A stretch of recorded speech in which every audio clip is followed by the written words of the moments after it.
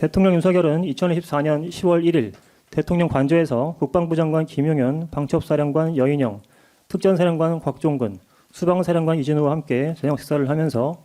한동훈 등 일부 정치인들을 언급하며 내 앞으로 잡아오면 총으로 쏴서라도 죽이겠다는 발을 하였고, 언론 방송계와 민주노총과 같은 노동계에 있는 좌익 세력들에 관한 부정적인 발언과 함께 비상대권의 행사가 필요하다는 취지의 발언을 하였고, 다음 날인 2024년 10월 2일에는 용산 대통령실에서 당대표 취임 이후 김건희 여사 관련 현안 등 주요 현안에 관한 논의를 위해 지속적으로 대통령과의 독대를 요청해왔던 당대표 한동훈을 제외한 채 피고인 등 국민의힘 원내 지도부와 상임위원장, 상임위 간사 등만을 초청한 만찬에서 2024년 10월 4일경으로 예정된 김건희 여사 특검법의 국회 재결 시일을 부결시키는 등의 단결을 강조하였습니다. 이에 피고인 등은 우리는 하나다, 다 함께라는 구호를 외치는 등으로 대통령 윤석열과의 결속을 강화하였습니다. 특히 당대표 한동훈은 2024년 10월 21일 용산 대통령실에서 대통령 윤석열과 면담하면서 나빠지고 있는 민심, 여론 상황을 타개할 방안으로 대통령실의 인적 쇄신, 김건희 여사의 대외활동 중단, 명태균 이슈에 대한 단호한 설명과 특별감찰관 임명 절차의 실질적 진행을 요청하였는데, 면담을 종료한 이후 대통령 윤석열은 당대표 한동훈은 제외한 채 피고인만 대통령 관저로 불러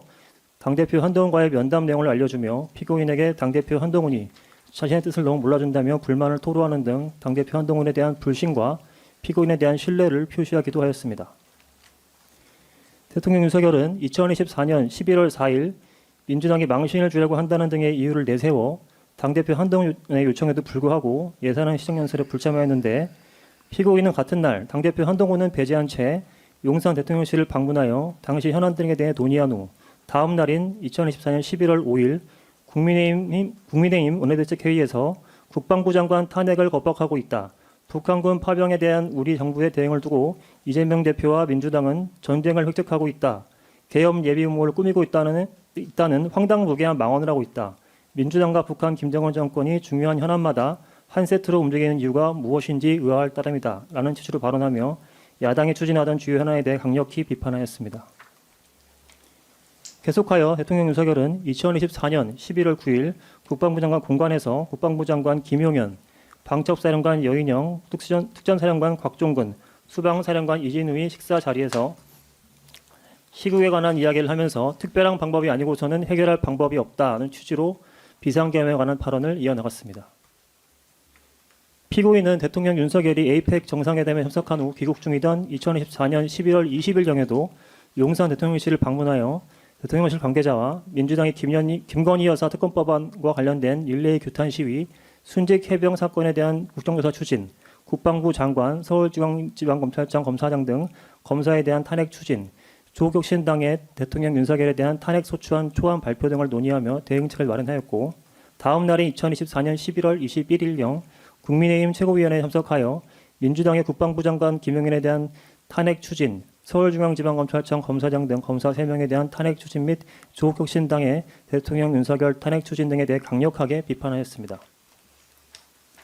결국 대통령 윤석열은 2024년 11월 29일 대통령 관저에서 국방부 장관 김용현에게 비상계엄 선포를 위해 필요한 대국민 담화문,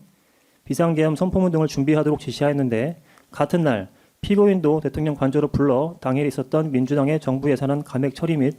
2024년 12월 2일 예정된 민주당의 검사 3명 및 감사원장에 대한 탄핵소추안 발의 등 국정 현안에 대한 논의와 함께 해결책을 검토하였습니다. 이후 피고인은 2024년 11월 30일 국민의힘 원내대표실 국장 이건영에게 대야 투쟁 방안에 대해 검토하라. 현재보다 대응을 한 단계 더 레벨업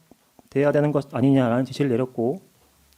2024년 12월 1일경에는 국민의힘 원내행정국 국장 박덕재에게 다음날 오전 10시 비상의원총회 소집 검토를 지시하고 민주당의 탄핵소추안 발의에 앞서 비상한 행동이 필요하다며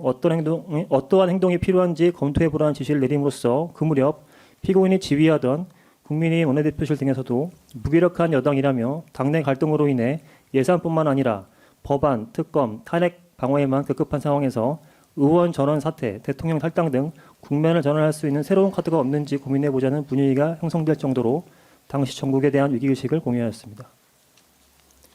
대통령 윤석열은 2024년 12월 1일 11시경에도 국방부 장관 김용현을 만나 비상계엄의 구체적 실행에 관하여 협의하였고, 그로부터 약 2시간 후인 같은 날 12시 54분경 피고인에게 전화해서 같은 날 14시경 예정된 기자간담회에서 피고인이 민주당에 대한 비판 등을 강하게 제기할 것이라는 취지의 논의를 하였습니다. 실제로 피고인은 2024년 12월 1일 14시경 열린 기자간담회에서 민주당의 정부 관료에 대한 탄핵 남발, 예산안 일방삭감, 특검법 발의 등 의회 독재로 인하여 국정이 마비되고 경제 위기가 가중되고 있다. 민주당은 국가 안보와 사회 안전을 위협하는 반국가적인 행위를 자행하고 있다는 취지로 민주당을 향해 강도 높은 수위의 입장문을 발표했는데, 이는 평소 대통령 윤석열이 민주당에 대한 인식과 괴를 같이 하는 것이었습니다. 다음은 구체적 범죄 사실 중 대통령 윤석열의 비상계엄 선포에 관해 말씀드리겠습니다. 대통령 윤석열은 2024년 12월 3일 23분경 용산 대통령실 브리핑룸에서 민주당의 정부 관료들에 대한 탄핵소추안 발의, 정부 예산안 일방삭감, 특검법 발의 등을 내란을 획책하는 명백한 종북 반국가 행위로 규정하며 이러한 반국가 세력을 척결하기 위해 비상계엄을 선포한다는 내용의 대국민 담화를 발표하면서 비상계엄을 선포하였습니다.